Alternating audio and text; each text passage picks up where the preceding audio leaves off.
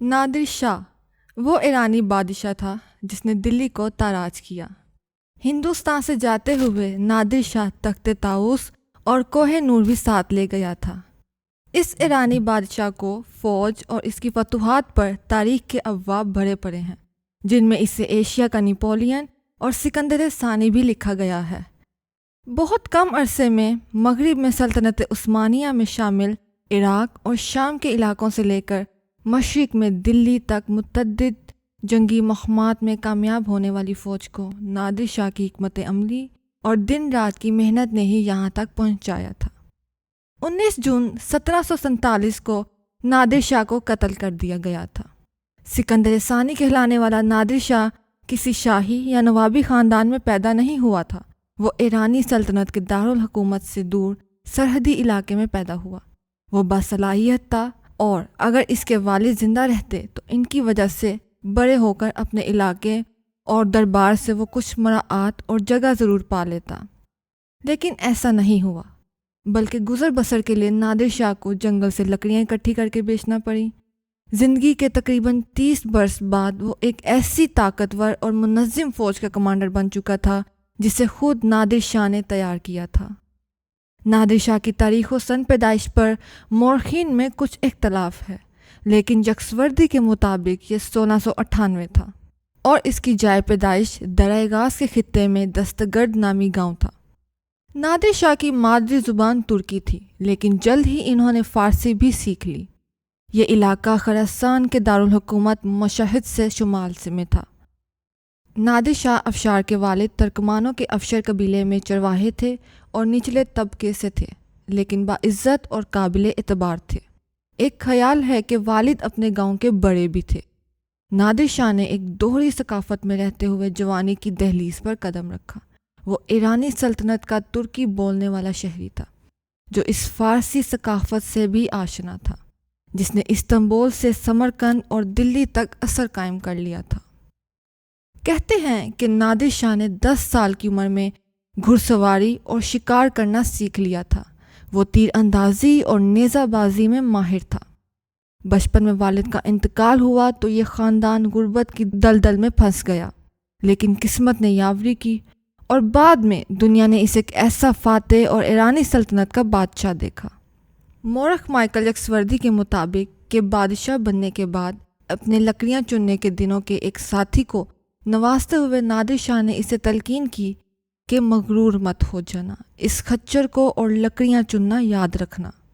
اسی طرح یہ بھی کہا جاتا ہے کہ جب نادر شاہ دلی تاراج کرنے کے بعد سندھ کے راستے لوٹ رہا تھا تو ایک مقام پر اپنے ساتھیوں کے سامنے جذباتی تقریر کی، جس میں انہوں نے اپنی زندگی کی محرومیوں اور مشکلات کے متعلق بتایا اور کہا کہ کبھی کسی کو حقیر مت جانو، کیونکہ ہمت اور حوصلے سے کام لے کر کوئی بھی بڑا مقام حاصل کر سکتا ہے۔ مورخین کے مطابق وہ 15 سال کی عمر میں ایک مقامی سردار اور ابیوت شہر کے گورنر بابا علی بیگ کے زیر نگرانی رہنے لگا۔ بابا علی بیگ خراسان کے افشروں میں اہم سردار تھا۔ یہیں اس نے ایک تمنچے کی حیثیت سے اپنا سفر شروع کیا اور وقت کے ساتھ ساتھ سردار کا اعتماد حاصل کر لیا۔ یہیں سے وہ ایک فوج تیار کرنے میں کامیاب ہوا۔ آنے والے برسوں میں نادر شاہ نے عسکری صلاحیتوں اور فوج کی طاقت سے خوب فائدہ اٹھایا۔ تاریخ و واقعات طویل ہیں اور نادر شاہ کی ایک فوجی کمانڈر سے حکمران بننے کی کہانی کئی موڑ لیتی ہے۔ ہم یہاں اس کی دلی آمد کا احوال رقم کرتے ہیں۔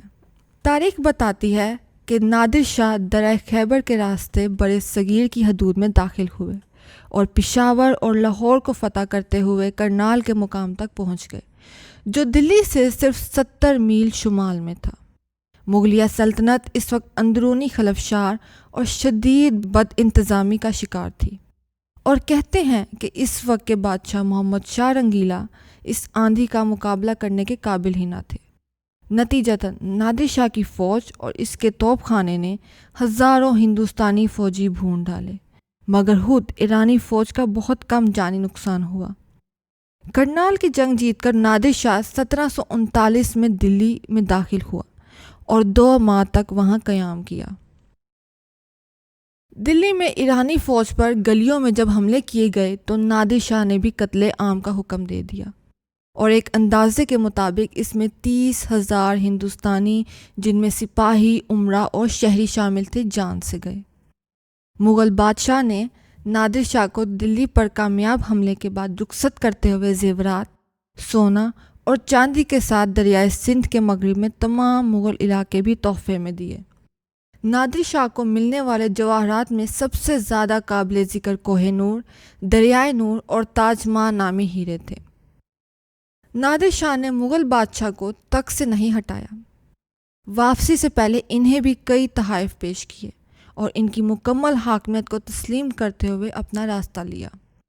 مورخ مائیکل یکسوردی نادر شاہ کی طاقت اور فتوحات کے بارے میں لکھتے ہیں کہ نادر شاہ نے ایران کو افغانوں کے قبضے سے نکالا، عثمانی ترکوں کو ایرانی زمین سے بے دخل کیا، منصوبہ بندی سے روسیوں سے اپنے علاقے حالی کروائے، عثمانی سلطنت کے علاقوں پر حملہ کیا اور انہیں شکست دی، اپنے آپ کو ایران کا بادشاہ بنایا، افغانوں پر ان کے علاقوں میں گھس کر حملہ کیا اور وہ علاقے دوبارہ فتح کیے، پھر انڈیا پر حملہ کر کے دلی فتح کی، وسطی ایشیا میں داخل ہو کر ترکمان اور ازبکوں کو قابو میں لا کر دوبارہ مغرب کا رخ کیا اور پھر سے عثمانیوں کے خلاف کامیاب جنگ کی۔ نادر شاہ کی فتح کے بعد مغل سلطنت کے دربار کا احوال تاریخ نادری کے مرزا مہدی نے کچھ یوں لکھا ہے کہ اس دربار میں شہنشاہ اور اس کے امراء کو مدعو کیا گیا تھا۔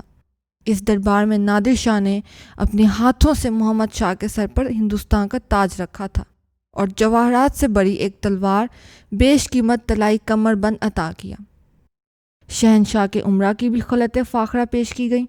شہنشاہ ہند نے اپنی تاجوری کی بحالی پر اظہار تشکر کے طور پر دریائے سندھ کے مغربی کنارے کا تمام علاقہ نادر شاہ کی علمداری میں دینے کی پیشکش کی۔ یہ علاقہ تبت اور کشمیر کی سرحدوں سے لے کر دریائے سندھ کے بحیرہ عرب میں اترنے تک پھیلا ہوا تھا۔ اس میں ٹھٹھہ کے اضلاع، بندرگاہیں اور قلعے بھی شامل تھے۔ نادر شاہ کے دلی چھوڑنے کا احوال اسی مصنف نے یوں تحریر کیا کہ نادر شاہ نے سر پر ایک سرخ رنگ کی ٹوپی پہن رکھی تھی جس میں قیمتی موتی جڑا تھا۔ ٹوپی کے گرد سفید کشمیری شال لپٹی تھی۔ وہ کڑیل، جوان، تنو مند اور سیدھی کمر کے ساتھ بیٹھا نظر آ رہا تھا۔ اس کی داڑھی اور مونچھوں کو خضاب سے کالا کیا گیا تھا۔ ترک افشار قبیلہ جو ایران کے صفوی شاہ کے وفادار تھے، اس سے تعلق رکھنے والے نادر شاہ کے بارے میں انگریز تاجر جونس ہینوے، جس نے نادر شاہ کو دیکھا تھا، لکھتا ہے کہ نادر کو لوگوں کے نام اور چہرے یاد رہتے، ان کی مالیات پر مضبوط گرفت تھی، وہ ہر صوبے سے جمع ہونے والی آمدن کی صحیح مقدار جانتے، تقریباً 6 فٹ قد تھا، مضبوط جسم، وہ انتہائی توانا تھے اور دن میں صرف 4 سے 5 گھنٹے سوتے۔ 1745 میں اس نے ترکوں کی فوج کو شکست دی، جسے مورخین نے نادر شاہ کی آخری شاندار فتح لکھا۔ دوسری طرف یہ بھی کہا جاتا ہے کہ وہ مسلسل فوجی مہمات اور شورش کے دبانے میں مصروف رہنے کی وجہ سے تھک چکا تھا اور چڑچڑا، شکی اور بد مزاج بھی ہو گیا تھا۔ اس نے اپنے بیٹے ولی عہد رضا کلی کو محض شک کی بنیاد پر کہ وہ باپ کو تخت سے اتارنا چاہتا ہے اندھا کر دیا تھا۔ اسی طرح وہ مال و دولت کی ہوس میں بھی گرفتار ہو گیا تھا۔ اس زمانے میں ایران میں جگہ جگہ بغاوتیں پھوٹنے لگیں، جن سختی سے کچلنے پر نادر شاہ کی مخالفت بڑھتی چلی گئی اور ایک محافظ دستے کے سپاہیوں نے اسے خیمے میں داخل ہو کر قتل کر دیا۔